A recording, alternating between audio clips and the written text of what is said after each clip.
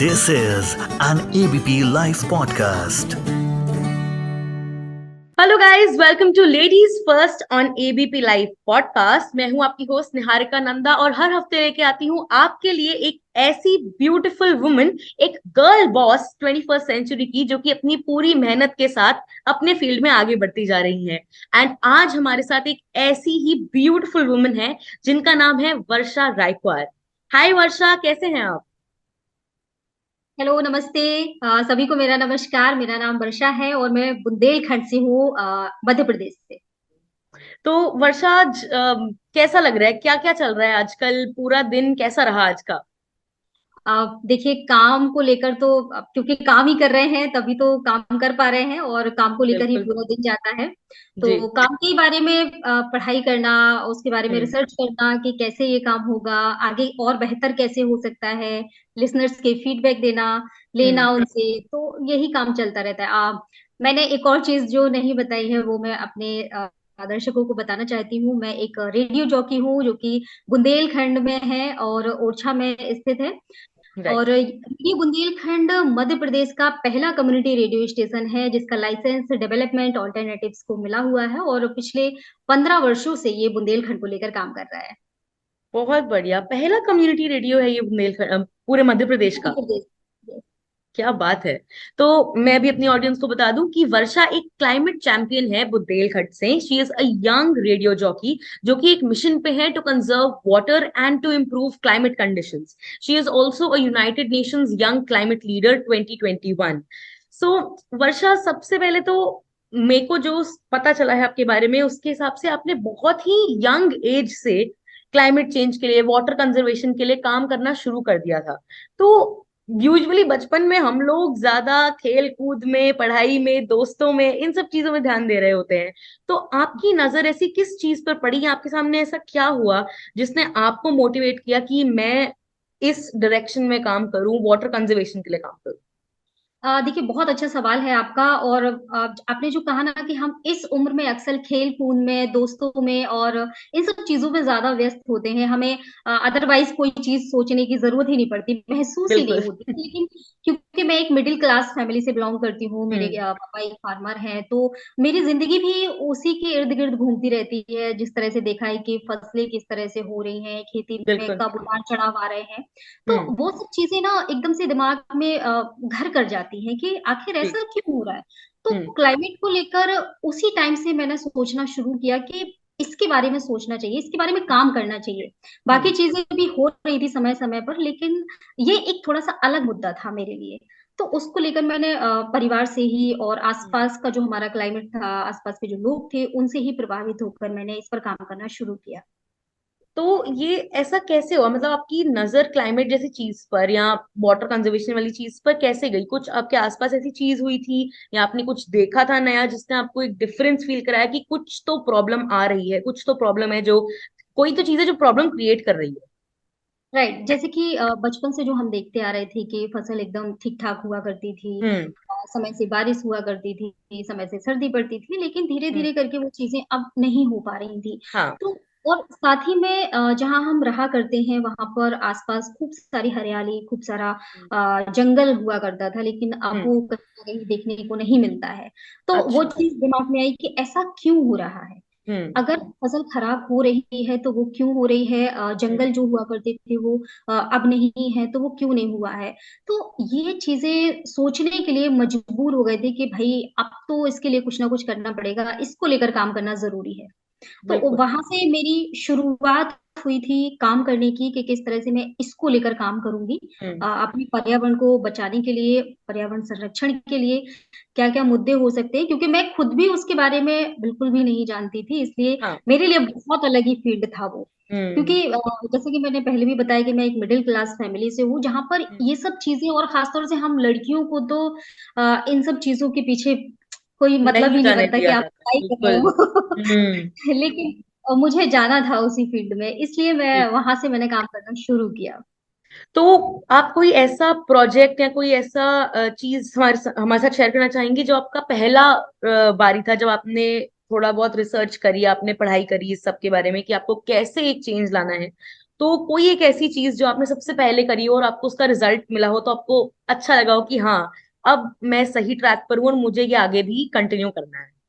बिल्कुल जैसे कि मैं शुरू से ही चाहती थी कि मुझे एक ऐसा प्लेटफॉर्म मिले जहां पर हम्म। मैं एक साथ कई सारे लोगों को ये बात बता पाऊं कि भाई जलवायु परिवर्तन हो रहा है और इसके लिए हम हम्म। सब आगे आगे काम करना है। तभी इत्तेफाक से मुझे रेडियो बुंदेलखंड के बारे में पता चला और फिर मैं यहाँ आई, क्योंकि ये एक ऐसा माध्यम था जहां पर एक साथ आप कई सारे लोगों से कनेक्ट हो सकते हैं, कई सारे लोगों तक अपनी आवाज को पहुंचा सकते हैं। हम्म। इसलिए फर्स्ट हमारा जो था शुभ कल था, यानी अच्छा। बेटर फ्यूचर कैसे हम कर सकते हैं उसको लेकर हम्म। एक प्रोग्राम यहाँ पर चला करता है।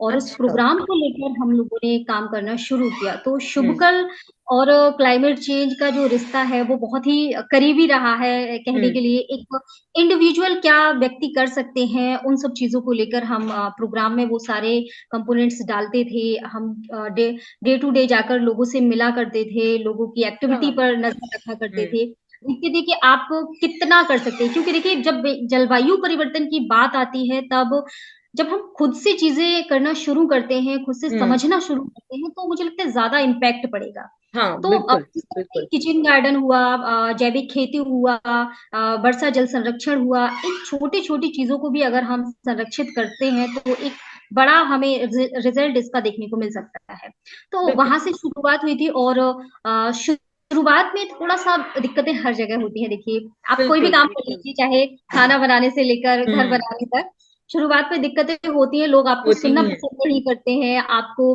क्यों सुने लोग, ये सवाल बार बार आता है। हाँ। धीरे धीरे जैसे ही लोगों ने सुनना शुरू किया और लोगों ने समझना शुरू किया और फिर उन्होंने वही काम करना शुरू किया, हम्म। तब जाके बहुत खुशी हुई कि जो मैं सोच कर आई थी, जो मैं सपना लेकर यहाँ पर आई थी, आज वो सफल होते हुए दिख रहा है। हालांकि पूरी तरह से तो नहीं है, लेकिन हाँ, कुछ तो बट एक कुछ शुरुआत तो हो गई एक चेंज की। शुरुआत हो गई है। जी। तो वर्षा, आपने कहा कि शुरू शुरू में कुछ इश्यूज आते थे, और वही है कि किसी भी काम की शुरुआत में प्रॉब्लम तो आती ही आती है। तो वो स्टेज कैसे आई कि ठीक है, अभी लोग आपको नहीं सुन रहे हैं, पर अब वो सुनकर आपकी बात भी मान रहे हैं? उस पीरियड के बीच में क्या क्या प्रॉब्लम्स आपको आई ज्यादातर? देखिए सबसे पहली प्रॉब्लम होती है कि आप एक लड़की हो और आप एक बिल्कुल। महिला होने के नाते आपको उन लोगों से फेस करना है जो लोग समझते ही नहीं है कि हाँ। क्लाइमेट जैसी कोई चीज भी है और वो खराब हो रही हाँ, है। तो और अकेले उनका उसका जो प्रॉब्लम है वो अल्टीमेटली वही फेस करेंगे, उन्हीं की फसल ढंग से नहीं उगेगी अगर वो आपकी बात नहीं सुनेंगे तो। बिल्कुल, तो लोगों को समझाना कि भाई क्लाइमेट चेंज हो रहा है, जलवायु परिवर्तन हो रहा है, हमें इसके लिए क्या उपाय करने चाहिए। लोगों ने कहा भाई हमने तो कुछ नहीं किया, हम क्यों करें इसके लिए। तो बड़ा ही मुश्किल था वो चीज समझाना कि हमने कुछ नहीं किया है। हम्म। जब उनको समझाया गया कि हमने ही सब कुछ किया है, या हाँ। यूं कह लीजिए कि लोगों को जब हम उनके फायदे के लिए बातें बताना शुरू करते हम्म। हैं, उनके फायदे की बातें ये कहते हैं कि भाई अगर आप ऐसा करेंगे तो आपको ये बेनिफिट इससे मिलेंगे, तो लोग जल्दी करना शुरू करते हैं। शुरू लेकिन करते हैं, अगर हम उनको बिल्कुल। ये बताते हैं कि भाई आप जैविक का इस्तेमाल करिए, जैविक खेती अपनाइए, तो हमारा क्लाइमेट बहुत अच्छा हो जाएगा और हम कोई फायदा ये होने वाला है, तो कहेंगे भाई हाँ। हमें नहीं, हम्म। हमको उससे क्या लेना देना है। क्योंकि तो किसी को भी अपनी जो जिस तरह से वो इतने सालों से काम करते आए हैं, किसी को चेंज अच्छा नहीं लगता कि अब मैं क्यों एक नई चीज शुरू से शुरुआत करूं किसी चीज की। पर आपकी बात बिल्कुल सही मुझे लगी कि ये जब उनको अपना फायदा दिखेगा उस चीज में, तो वो परिवर्तन की तरफ चलने का उनका ज्यादा चांस रहता है। जी, और देखिए कठिनाइयां तो हुई थी, बहुत सारी कठिनाइयां हुई थी। जैसा कि मैंने बताया कि अकेले फील्ड जाना, लोगों से बातचीत करना कि कैसे लोग मानेंगे, आपको सुनेंगे भी कि नहीं। और शुरुआत बिल्कुल। में तो ये हुआ था कि लोग सुनने की बजाय एकदम भागना शुरू किया था कि भाई मैं नहीं सुना, मेरे काम की ये चीज नहीं है, मैं क्यों सुनूं, मैं जानता ही नहीं हूँ कि हम्म। जलवायु परिवर्तन है क्या। और बिल्कुल। हकीकत भी यही है कि बुंदेलखंड में ज्यादातर जहां पर मैंने काम किया है, 150 गांव में मैंने काम किया है, उन 150 गांव में लोगों को पता ही नहीं है कि जलवायु परिवर्तन जैसा कुछ हमारे बीच में हो रहा है। तो हम्म। वो चीज समझाना उनको उनकी ही भाषा में कि हाँ, आपकी बहुत। फसल जो है वो हम्म। समय से हुआ करती थी, अब नहीं हो रही है। समय से बारिश होती थी, अब नहीं हो रही है। आपके आसपास हरियाली हुआ करती थी, वो अब नहीं है। आप देखिए ना, आपके आसपास नदियां, तालाब सब कुछ था, हम्म। लेकिन अब नहीं है। तो ये जलवायु परिवर्तन है। आप इसको समझिए, वो समझाना मेरे लिए सबसे बड़ी चुनौती थी। और जब क्योंकि बुंदेलखंड से लोग ज्यादातर पलायन करते हैं लोग यहाँ से, और हम्म। पलायन को लेकर जब उनको एक एग्जाम्पल दिया गया कि अगर आप हाँ। क्योंकि खेती पर पूरी तरह से निर्भर है, आपकी हम्म। खेती नहीं होगी तो फिर आपको दूसरा ऑप्शन मजदूरी का चुनना पड़ेगा, जिसके लिए आपको बाहर हाँ। जाना पड़ेगा, पलायन करना पड़ेगा। आप अगर पलायन करेंगे तो फिर आपके बच्चे अशिक्षित रह जाएंगे, आपके जो हम्म। बूढ़े माँ बाप है वो आप घर में छोड़ के जाएंगे। इस हम्म। तरह से आपका परिवार बिखर जाएगा और आप अशिक्षित की श्रेणी में आ जाएंगे, और फिर वो पीढ़ी दर पीढ़ी चलता ही रहेगा। इसलिए आप बिल्कुल। अगर जैविक का इस्तेमाल करते हैं, आप अपने खेत के आसपास वृक्षारोपण करते हैं, पेड़ लगाते हैं, तो हम्म। इससे आपको फायदा होगा। अभी नहीं होगा, लेकिन हाँ, आने वाले समय में आपको जरूर फायदा जरूर होगा। फायदा होगा। तो यहाँ पे वही बात आ जाती है कि लोगों के फायदे के बारे में जब बात की, तब लोगों ने समझना शुरू किया। शुरू किया। तो जैसा कि आपने कहा कि लोगों को समझाना उन्हीं की भाषा में, अब इस चीज में कम्युनिटी रेडियो मेरे ख्याल से बहुत एक अच्छा मीडियम रहता है, क्योंकि लोगों को रेडियो सुनना पसंद है, चाहे फिर हम दिल्ली में हो, चाहे फिर हम बुंदेलखंड में हो, हम कहीं भी हो, सबको रेडियो सुनने में बहुत मजा आता है। तो मुझे ये बताइए कि आप का रेडियो जॉकी बनना ये कैसे हुआ, आप कैसे पहुंची बुंदेलखंड रेडियो तक, और कैसे बनी आप एक रेडियो जॉकी? देखिए, क्योंकि बचपन से ही मुझे मेरा एक शौक था गाना गाने का, और फ्री टाइम में अरे, मैं अभी भी गा लेती हूँ। फिर तो वर्षा तो जी अब आपको हमें गाना भी गा के सुनाना पड़ेगा। पहले आप स्टोरी सुना दीजिए, लेकिन आप गाना गा के जरूर सुनाइए आप। जी जी जरूर। तो उस टाइम पे भी मुझे लगता था कि मैं एक बड़े होके कुछ आरजे या मीडिया कुछ तो बनूंगी ऐसा, हम्म। जो लोगों को प्रभावित करता हो, जहाँ से एक हाँ। साथ कई सारे लोग देख सके या सुन सके। तो इत्तेफाक से मुझे एक फ्रेंड वहां पे मिली और उसने मुझे रेडियो के बारे में बताया, तो लकीली मेरा सिलेक्शन भी हो गया। 400 बच्चों में से हमसे 3 लोगों का सिलेक्शन हुआ था। अरे और उसके बाप रे, बाद क्या बात हमने है। शुरू जी उसके बाद हमारी रेडियो की जर्नी जो है शुरू हुई। फर्स्ट टाइम तो बोलने में ही इतनी हिचकिचाहट हो रही थी कि क्या बोलेंगे, मतलब घर में इतना सारा गुनगुनाते रहते थे, लेकिन हम्म। रेडियो को आकर एक वो सारा कॉन्फिडेंट ही खत्म हो गया, पता नहीं कहाँ चला बिल्कुल गया। होता है। मेरे को भी रेडियो में ही जाना था, और देखिए मैं ऑलमोस्ट उसी चीज में हूँ, मैं ऑडियो के मीडियम में तो अभी भी हूँ, पॉडकास्ट चलाती हूँ मैं। तो मैं आपकी बात से बिल्कुल सहमत हूँ कि जितना कॉन्फिडेंस अपने आप में होता है ना, जब पहली बार करने पे आओ, सब भूल जाते हैं, सब ऐसे लगता है कि अब क्या करें, आगे कैसे क्या चले। बोले। हाँ, एग्जैक्टली। चीजें धीरे धीरे ठीक होती हैं, एकदम से हम्म। कोई भी सीख के तो आता नहीं है, सब यहीं बिल्कुल पर बिल्कुल। सीखा है मैंने। और हम्म। मैं शुक्रगुजार हूँ रेडियो बुंदेलखंड का, कि जिन्होंने मुझे इतना अच्छा प्लेटफॉर्म दिया, जिसके लिए हम्म। मुझे मास कम्युनिकेशन करके आने की भी जरूरत नहीं थी। मुझे जी। यहीं पर उन्होंने सिखाया कि किस तरह से हम्म। माइक का इस्तेमाल करते हैं, कैसे ऑडेसिटी चलाते हैं। तो मेरा जो सफर है रेडियो जॉकी बनने का, वो बहुत ही खूबसूरत पलों में गुजरा हुआ है। क्योंकि हर एक चीज जो आपको पैसे दे के सीखनी पड़ती है, वो यहाँ मुझे हाँ। फ्री कॉस्ट मिली, और हर तरह का अच्छी सपोर्ट बात मुझे है। यहाँ मिला। हम्म। ये तो बहुत ही अच्छी बात है कि, और मैं बिल्कुल आपका उल्टा केस हूँ, मैं मास कम्युनिकेशन की स्टूडेंट रह चुकी हूँ, और मैंने ये सब कुछ अपनी पढ़ाई में सीखा, और फिर मैं यहाँ आई और आपने अपनी जॉब पर सीखा। तो मैं तो कहूंगी कि आपका केस ज्यादा बेटर था, कि आपने उसको सीधा अपने काम में आकर ही सीखा, तो कि आपको पता है कि अच्छा, मैंने ये पढ़ा है, मैंने ये सीखा है, तो मैं इसको यहाँ इस्तेमाल करूंगी। हाँ, मतलब प्रैक्टिकली और थ्योरी दोनों में फर्क होता है थोड़ा बहुत सा, फर्क लेकिन होता है, बिल्कुल। मैंने प्रैक्टिकली किया, आपने हम्म। थ्योरी पढ़ी। तो हाँ। अभी जब मेरे पास यूनिवर्सिटी के बच्चे आते हैं मास कॉम के, तो हम्म। वो मुझसे पढ़ते हैं यहाँ पर, मैं उन्हें हम्म। प्रैक्टिकली सिखाती हूँ और वो सीख के जाते हैं। तब मुझे थोड़ा सा अपने आप में लगता है कि भाई मैंने तो मास कम्युनिकेशन किया ही नहीं था। और फिर देखिए आज आप कहाँ हैं, आप उन्हें सिखा रही हैं, आप स्टूडेंट्स को और कॉलेज के बच्चों को सिखा रही हैं। तो ये बहुत ही अच्छी बात है, उससे ये समझ आता है कि आप कितनी बढ़िया एक्सपर्ट बन चुकी हैं अपने खुद के काम पर। राइट। तो वर्षा को एक बात बताइए, जैसे आपने कहा कि आपका बहुत ही खूबसूरत सफर रहा है रेडियो जॉकी रहने का, कोई ऐसी एक चीज जो हुई हो कभी, जिसने आपका बिल्कुल दिल खुश कर दिया और आपको लगा हो कि हाँ, मैं बिल्कुल सही प्रोफेशन में आ चुकी हूँ, कोई भी ऐसा एक इंसिडेंट या कोई मेमोरी ऐसी जो आप हमारे साथ शेयर करना चाहें? हाँ, देखिए मेमोरी तो बहुत सारी हैं जो मैं हम्म। शायद भूल भी चुकी हूँ, लेकिन जी। कुछ चीजें होती हैं जो आप कभी नहीं भूल सकते। जैसे अभी बिल्कुल। लास्ट ईयर ही नेशनल ज्योग्राफी की डॉक्यूमेंट्री शूट करने के लिए वो यहाँ पर आए हुए थे। और अच्छा। उस टाइम पे उन्होंने जिस टाइप से मुझे पूरा एक माहौल क्रिएट किया उन लोगों ने, इतने बड़े बड़े कैमरे इतना सब कुछ ताम झाम देखकर, तो मुझे लगा कि मैं इतनी बड़ी पोस्ट पे पहुंच गई हूँ क्या, कि नेशनल ज्योग्राफिक वाले लोग आए हैं मुझे शूट करने के लिए, वो एक अलग ही माहौल था।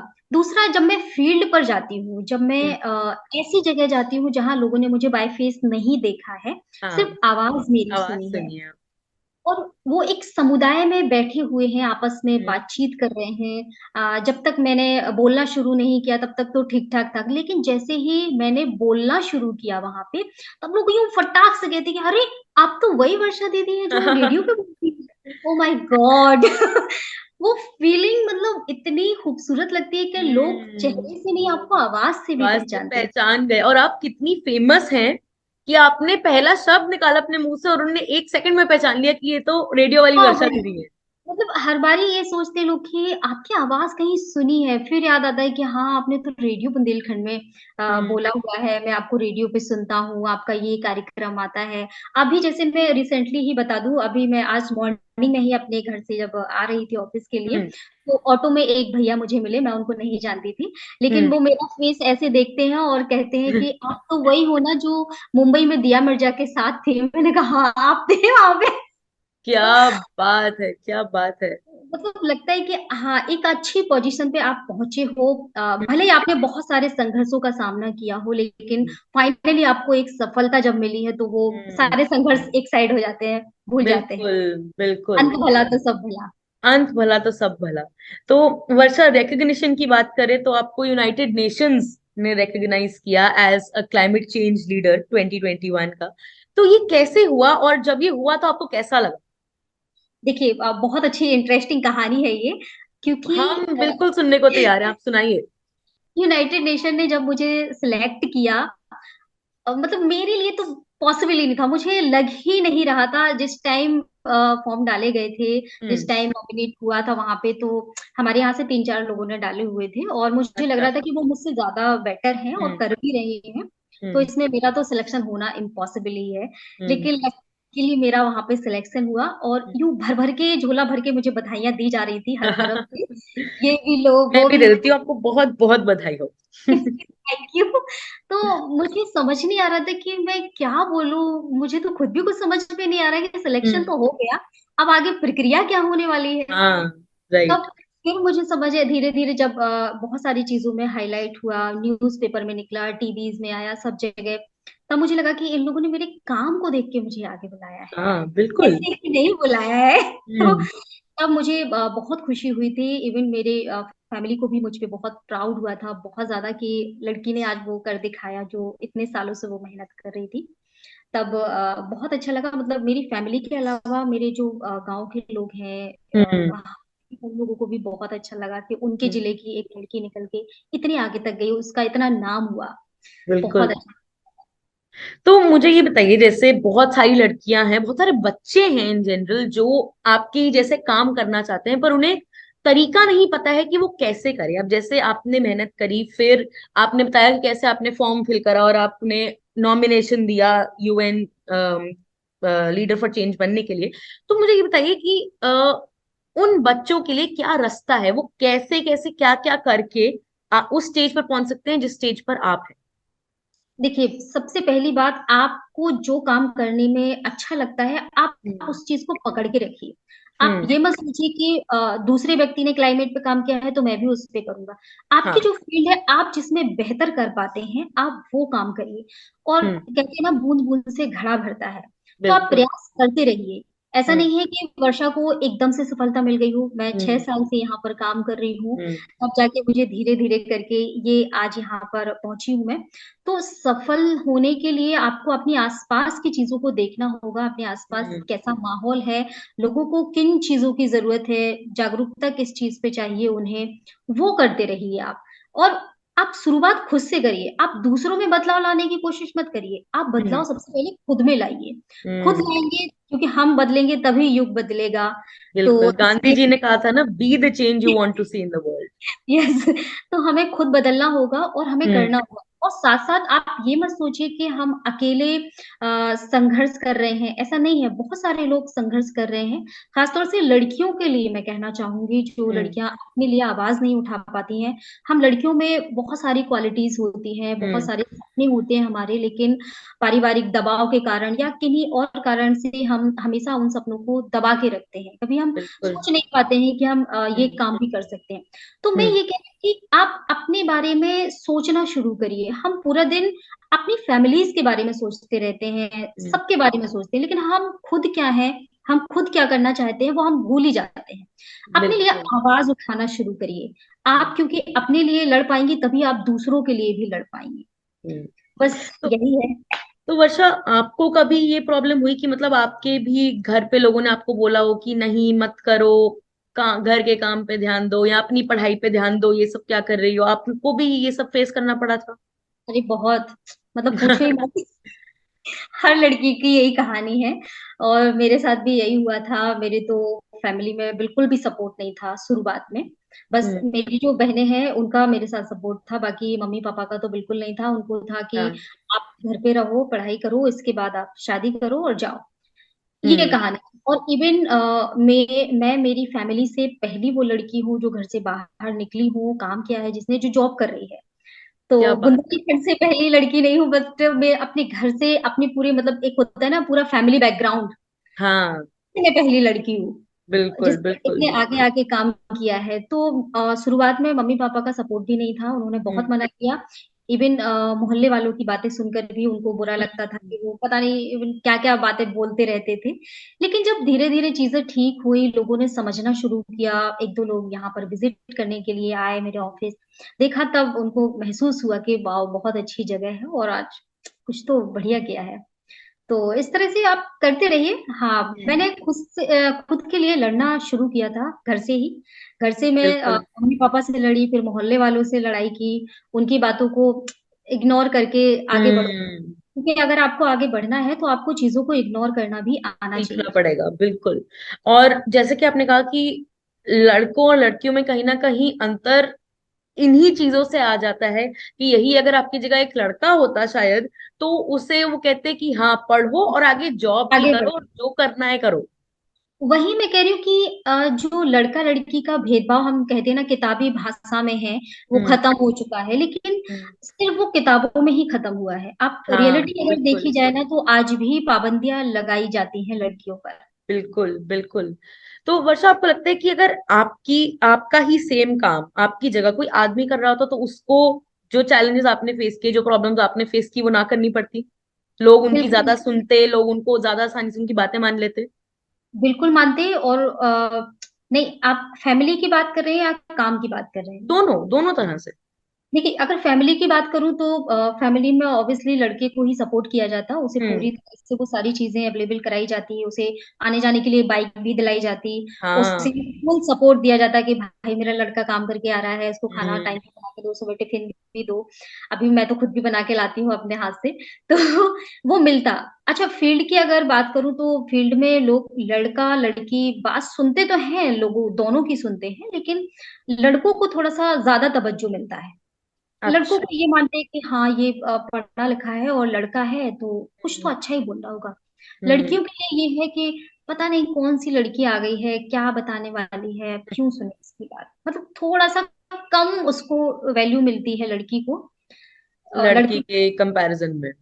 की। पर आप जैसे लोग ही हैं जो उसको चेंज कर रहे हैं। आप खुद ही बता रही थी कि अब आप जब जाके बोलना शुरू करती हैं लोगों के सामने, तो वो आपको रेडियो वाली वर्षा दीदी की तरह देखते हैं और उनकी बात सुनते हैं। तो आप एक रोल मॉडल हैं कि कैसे लड़कियां अगर संघर्ष करें, लड़ें, अपने लिए अपना स्टैंड लें और जो उन्हें करना है वो करके दिखाएं, तो लोग उनकी बात सुनेंगे और आप एक रोल रोल मॉडल आगे भी बहुत लोगों के लिए बन जाएंगे। देखिए, सुनाने के लिए भी आपको कुछ हासिल करना होगा। लोग आपकी बात हाँ, ऐसे ही हर नहीं किसी की सुनेंगे, बात नहीं सुनता हर कोई, किसी की, बिल्कुल, क्योंकि बहुत सही बात समय बोली। समय सबसे ज़्यादा बलवान होता है और समय बहुत कीमती होता है। तो हुँ, लोग अपना जब समय आपको दे रहे हैं, तो वो कुछ तो आपसे अपेक्षा रखेंगे कि कुछ अच्छी चीज़ बिल्कुल, बिल्कुल। आप उस लायक पहले बनिए कि आप हुँ, लोगों को सुना पाएँ और लोग 1 घंटे तक कंटिन्यू आपको कैसे सुनेंगे। सुने, बिल्कुल। आपको वो 1 घंटा भी कवर करना है तो आपको ये भी देखना होगा कि उस 1 घंटे में आप क्या बोलने वाले हो, हम्म। क्या ऐसी जानकारी लोगों को देने वाले हो जो लोग सुने भी और हम्म, अपनाए। बिल्कुल। तो वर्षा, जब आपने कहा कि आप दिया मिर्जा से मिली थी, जो कि इसी सेम डायरेक्शन में काम कर रही हैं, क्लाइमेट चेंज के लिए काम कर रही हैं, तो वो कैसा एक्सपीरियंस था, कैसा लगा आपको कंधे के साथ कंधा मिला के उनके साथ खड़े होने में और कहने में कि देखिए मैं भी चाहे बुंदेलखंड से हूं, पर मैंने अपनी पूरी मेहनत करके यहाँ तक आपके साथ खड़े होने के लिए पहुंची हूँ। बिल्कुल, मेरे लिए तो बहुत ही बड़ी बात थी ये, क्योंकि दिया मिर्जा का सिर्फ नाम सुनना और फिल्मों में देखना, कभी सोचा ही नहीं था कि उन तक पहुंच भी पाऊंगी। हम्म। लेकिन यूनाइटेड नेशन और नेशनल ज्योग्राफिक की मैं शुक्रगुजार हूँ कि उनकी वजह से मैं फिल्म स्टार से मिल पाई हूँ, और हम्म। ऐसी फिल्म स्टार से जो क्लाइमेट को लेकर काफी काम काम कर। करती है, हमेशा आगे रहती हैं, ब्रांड एम्बेसडर हैं वो तो। हम्म। और पहली बार जब उन्होंने मुझसे हाथ मिलाया था, हम लोग मेकअप रूम में थे एक, और हम्म। अचानक से वहां पे न्यूज आती है कि अरे दिया मैम आ गई, दिया मैम आ गई। मैंने कहा ओ माय गॉड, दिया मैम आ गई। उनसे वो हाथ मिलाना, उनके गले लगना, और फिर उनके साथ फोटोग्राफी करना, बहुत हम्म। अच्छी एक फीलिंग थी। और स्टेज पे जब उन्होंने बोला कि वर्षा, आपका और मेरा काम सेम ही है, बस आप ऑडियो से लोगों को कनेक्ट करती हैं, हम्म। और बाय फेस लोगों को वीडियो दिखा के, तो काम हमारा सेम ही होता है। बड़ा ही बिल्कुल। अच्छा एक्सपीरियंस था मेरा उनके साथ भी। काफी उनके साथ बातचीत भी की, ऑफलाइन भी की, ऑनलाइन भी की। तो मुझे लगता है कि ये काम ही है मेरा जो यहाँ तक मुझे ले गया है, लेकर वरना आए। पर्सनली तो मैं कभी उनसे मिल ही ना पाती। पर ये आपका पर्सनल मेहनत भी है वर्षा। आपका काम एक मीडियम जरूर बना आपको वहां तक पहुंचाने के लिए, पर वो आपकी मेहनत, जो जैसे हमने जहां से शुरुआत की थी ना, कि जब बच्चे खेल रहे थे, पढ़ाई कर रहे थे, सब कुछ कर रहे थे, आप एक अलग चीज के बारे में सोच रही थी। आप हमारी धरती के बारे में सोच रही थी, आप क्लाइमेट के बारे में सोच रही थी। तो वो जो सोच थी, वो जो मेहनत की आपने उस सोच पर, उसने आपको उस लेवल तक पहुंचाया जिस लेवल पर आज आप हैं। जी बिल्कुल, और वो मेहनत रंग लाई। बिल्कुल, बिल्कुल। तो मुझे ये बताइए वर्षा, जब आप यूनाइटेड नेशंस के साथ जैसे एसोसिएशन हो गई आपकी, आप बन गई एक leader for change and for climate change, तो मुझे ये बताइए कि उसके बाद आपको कुछ सपोर्ट मिला अलग से, कि ठीक है अभी अभी तक तो आप और बुंदेलखंड रेडियो अपने हिसाब से काम कर रहे थे, अब जब आप यूनाइटेड नेशंस का सपोर्ट पा चुकी हैं, तो उससे कुछ चेंज आया, उसके बाद कुछ एक्स्ट्रा एफर्ट आपको मिला? जी बिल्कुल, उनके द्वारा जो पॉलिसी मेकर्स होते हैं, हमने हम्म। उनको कनेक्ट किया। हमारे क्षेत्र के जो भी एक्सपर्ट हैं इस चीज को हम्म। लेकर, क्लाइमेट को लेकर, हमने उनसे बात करनी शुरू की। और काफी सारे लोगों ने हमसे भी जानना शुरू किया, मतलब हमने अपने आर्टिकल्स उनको लिख कर दिए, ताकि और ज्यादा लोगों तक हम कैसे पहुंच सकते हैं। अभी सिर्फ हम उन ऑडियंस को कनेक्ट कर रहे थे जो हमारे बुंदेलखंड से जुड़े हुए हैं, लेकिन यूनाइटेड नेशन के माध्यम से हम ऑल ओवर वर्ल्ड में जाने की कोशिश कर रहे थे कि हम्म। शुभकल क्या है, और शुभकल को हमने क्यों चलाया रेडियो पर। हम्म। अब शुभकल क्योंकि रेडियो पर चल सकता है, तो हम पूरे दुनिया में क्यों नहीं चला सकते शुभकल कैंपेन की तरह। जिस हम्म। तरह हमने इसको रेडियो पर खेला, इस तरह हम सब जगह खेल सकते हैं। हम लोगों के दिमाग में वो शुभकल बिठा सकते हैं कि आने वाला कल हमारा अच्छा कैसे होगा, इसके लिए हम काम कर सकते हैं। तो उनके माध्यम से मुझे अलग अलग तरह के लोगों से मिलने का मौका मिला, अलग अलग जगह अपनी बात रखने का मौका मिला। ये हम्म। हमारा थोड़ा सा चेंज आया। साथ में उनमें जो एक्सपर्ट थे उनकी रिकॉर्डिंग भी हमने करी, फिर हमारे जो हम्म। शुक्ल प्रोग्राम है उसमें उनको चलाना शुरू चलाया। किया। अच्छा, ठीक है। तो आप मुझे शुभकल के बारे में थोड़ा सा बताएंगे कि कैसे ये स्टार्ट हुआ और है क्या ये पूरा प्रोजेक्ट? जी देखिए, ये शुभकल है जो कि 2008 में चला हुआ था रेडियो अच्छा। बुंदेलखंड से। हम्म। शुभकल आने वाला कल हमारा कैसे बेहतर हो सकता है, उसको हम्म। लेकर एक नाम सोचा गया था। बुंदेलखंड में क्योंकि सूखा है, हम्म। इसलिए रेडियो बुंदेलखंड ने सोचा कि क्यों ना सूखे को लेकर, यानी पर्यावरण को लेकर, हम एक प्रोग्राम चलाएं। उस हम्म। प्रोग्राम को चलाने के 2 साल बाद हमें वर्ल्ड बैंक ने फंड किया, ताकि हम अच्छा। इस और बेहतरीन तरीके से चला पाए अपने हम्म। पूरे समुदाय में। तो उनके द्वारा जो फंड हमें दिया गया था, उससे हमने उन 150 गांवों को चुना, जिन गांवों में लोग ज्यादातर पलायन कर रहे थे, जिन हम्म। गांवों में लोग समझ नहीं रहे थे। हमने हम्म। उन गांवों को चुना, उन गांवों में एक्टिविटी कराई, और हम्म। साथ में एक खेल खेला। उस खेल का अच्छा। नाम था कौन बनेगा शुभकर लीडर, यानी रूरल अच्छा। रियलिटी हम्म। शो। और ये पहला रूरल रियलिटी शो था जो मुझे लगता है वर्ल्ड का पहला रेडियो शो था जो रेडियो पर खेला गया था, क्योंकि रियलिटी इसमें ये थी कि हम डे टू डे जाकर उनके पास विजिट कर रहे थे। हम हम्म। देख रहे थे कि जो एक्टिविटी हमने उनको करने के लिए दी है क्या वो सही से कर रहे उसे हैं या कर रहे हैं कि नहीं। प्लस हम उनको एक्सपर्ट भी प्रोवाइड कराते थे कि अगर हम्म। आपने मान लीजिए अमृत मिट्टी बनाई है और उसमें कुछ हम्म। गड़बड़ी आपको नजर आ रही है, वो ठीक नहीं है, तो आप एक्सपर्ट की मदद से वो ठीक कर सकते हैं। अच्छा, ठीक है। तो मतलब ये नहीं, यूजुअली क्या होता है, कोई भी प्रोजेक्ट स्टार्ट हुआ तो एक बारी कर दिया, आपने बता दिया, चलिए हमारा काम हो गया। पर ये चीज मुझे पर्सनली बहुत अच्छी लगी कि आप फील्ड पर जाते थे और आप रेगुलरली उस चीज को चेक करते थे कि हमने जो एक्टिविटी समझाई है वो उसे कर रहे हैं या नहीं। बिल्कुल, और यहाँ पर शुक्ल खत्म नहीं होता है क्योंकि हमारा शुक्ल का 2 साल तक कैंपेन चला, सिर्फ हम्म। कैंपेन चला 2 साल तक। और उस 2 साल में से हमने जो चुने हुए लोग थे उन लोगों को चुना और उनको अवॉर्डेड भी किया, जिन्होंने अच्छा काम किया है बेहतर उनको सम्मान भी दिया ताकि हम्म। और लोगों तक भी वो जानकारी पहुंचाए। हाँ। इसके अलावा शुक्ल हमारा आज भी चलता है, शुक्ल बंद नहीं हुआ है क्योंकि उसकी डिमांड इतनी ज्यादा बढ़ गई थी लोगों की कि आप इसको चलाइए, आप इसको बंद मत करिए। तो वर्ल्ड बैंक ने फंडिंग तो बंद कर दी, लेकिन हम्म। रेडियो बुंदेलखंड ने शुक्ल को बंद नहीं किया। बहुत ही बढ़िया बात है। और ये मैं आज आपको कह रही हूँ, आप लगे रहिए ऐसे। आज शुक्ल बुंदेलखंड में है, कल पूरा देश शुक्ल सुनेगा और उसके हिसाब से काम भी करेगा, आप देखेगा। Thank you, thank you. तो वर्षा, आपके काम के बारे में तो हमने सारी बात कर ली। अब मुझे ये बताइए कि वर्षा को सबसे ज्यादा करने में क्या मजा आता है, जब आप काम नहीं कर रही होती, जब आप आराम से अपने घर में होती हैं, आप अपना फ्री टाइम कैसे बिताती हैं? देखिए मुझे कुकिंग बहुत अच्छी है, बहुत अच्छा। अच्छा कर भी लेती हूँ मैं, तो खाना हम्म। बनाने में बहुत एक्सपर्ट हूँ। कोई भी आ गया तो फटाक से उसके लिए खाना बना देती हूँ, क्या कहीं बात कुछ है। उल्टा सीधा, मतलब कुछ ना कुछ मैं करती रहूंगी घर में। हम्म। प्लस अपने ऊपर थोड़ा सा ध्यान दे लेती हूँ, थोड़ा सा हम्म। बालों पे कलर कलर कर लेती हूँ। हम्म। गाना तो मैं ईयरफोन लगाती हूँ और गाने तो सुनती रहती हूँ क्योंकि गाना गाने का मुझे बड़ा शौक है। और हम्म। फ्री टाइम में जब ऑफिस में भी देखती हूँ ना कि कोई नहीं है इर्द गिर्द और काम मेरा खत्म हो गया, थोड़ा सा मेरे पास समय है, तो यहाँ पर वो सारे साज वाज भी हैं, तो मैं ढोलक उठा के बजा लेती हूँ, हारमोनियम बजा अरे लेती हूँ क्या बात है। और गाना शुरू कर देती हूँ ताकि मेरा जो अंदर का कलाकार है वो कहीं मर हम्म। ना जाए, तो इसलिए बहुत उसको भी बहुत अच्छी बात गुनगुनाती है। रहती हूँ। क्योंकि ज्यादातर मतलब कईयों से भी सुना है, मैंने तो अपने माता पिता भी से भी सुना है कि जब एक इंसान बड़ा हो जाता है, हम काम करने लग जाते हैं, परिवार काम इस सबके बीच में जो हॉबीज होती हैं, जो चीजें हमें सच में बचपन से करनी पसंद होती हैं, वो छूट जाती हैं कहीं पीछे। तो मुझे ये हाँ, सुन के बहुत अच्छा लगा कि आप वो कंटिन्यू कर रही हैं और आप चाहती हैं कि आपके अंदर का कलाकार जीवित रहे पूरी लाइफ लॉन्ग। जीवित रहे। और सबसे अच्छी बात ये है कि हमारा जो रेडियो स्टेशन है यहाँ पे फ्रीडम है, मतलब आप फ्री हम्म। होके काम करिए, आपको कोई टेंशन नहीं देगा, ताकि हम्म। आप ब्रॉड सोच सके। आप अच्छा हाँ। सोचेंगे तो अच्छा कार्यक्रम भी निकल के आएगा, इसलिए आपको कोई बिल्कुल। रोक टोक नहीं है। तो आपको एक हम्म। घंटा अगर गाना भी है, आप हम्म। फ्रेश माइंड करना है, तो आप आराम से गाइए बजाइए और फिर हम्म। आगे प्रोग्राम डिजाइन करिए। क्या बात है। यही बहुत तो अच्छी बात है। वर्षा, फिर अब आपने गाने की इतनी बात कर ही दी है, तो आप एक कुछ गा के भी सुना दीजिए हमें, कोई भी एक गाना जो आपको बहुत अच्छा लगता है वो हमें गा गाना के आप सुना बता दीजिए। दीजिए, मैं गा के सुना दूंगी, जो भी आपको लगता है कि ऑडियंस के लिए सही होगा। अरे, आप, मेरे को क्या जरूरत है आपको ऑडियंस के बारे में बताने की, आप तो ऑलरेडी ऑडियंस को क्या पसंद है उसकी एक्सपर्ट रह चुकी हैं। तो आपको जो भी गाना पसंद है आप गाइए, और ऑडियंस के लिए नहीं, अपने लिए गाइए। ऑडियंस के लिए तो आप अच्छा पूरे दिन ठीक है, काम तो करती मैं हैं। गाती हूँ। हम्म। बहुत पुराना एक सॉन्ग है, थोड़ा सा मुझे याद है, मैं सुनाती हूँ। ठीक है। मेरे नैना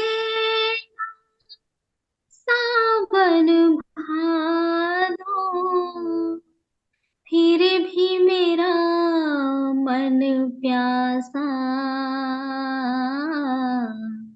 फिर भी मेरा मन प्यासा। बस इतना ही है, ये छोटा सा ही था। बहुत बहुत अच्छा लगा आपका गाना सुनकर। और वर्षा दी, चलिए अब कुछ थोड़ा सा मजेदार करते हैं। आपने कहा कि आप बाहर जाके लोगों से बात करती हैं तो वो एक सेकंड में पहचान लेते हैं कि ये तो आरजे वर्षा है। तो हमें एक बार अपनी आरजे वाली आवाज में बोल के सुनाइए कुछ भी, जो आपने चाहे अभी जो शो प्रेजेंट करा हो वो बोल दीजिए, जो आपका मन करे कुछ हमें बोल के सुनाइए उस आवाज में। तो हम जैसे मॉर्निंग की शुरुआत करते हैं, जब रेडियो को शुरू करते हैं तो उस हम्म। टाइम पे बोलते हैं गुड मॉर्निंग। मॉर्निंग बुंदेलखंड। नमस्कार साथियों, मैं हूं आपके साथ आपकी आरजे वर्षा और आप सुन रहे हैं आज सुबह के कार्यक्रमों की एक संक्षिप्त सी रूपरेखा। आइए साथियों, अब हम चलते हैं और जानते हैं कि आज पूरे दिन कौन-कौन से कार्यक्रम हम सुनने वाले हैं। तो सबसे पहले हम सुनते हैं कार्यक्रम वंदना, जिसमें हम सुनेंगे भक्ति भरे गीतों को। इसके बाद हमारा अगला कार्यक्रम होगा पुनः प्रसारण कार्यक्रम, जिसमें हम शाम की सभा के कार्यक्रमों को पुनः से सुन सकते हैं। इसके बाद हमारा अगला कार्यक्रम होगा जो कि 10:30 पर होगा, कार्यक्रम आज की बात। आज की बात में हम सुनेंगे अपने आसपास से जुड़ी हुई बातों को।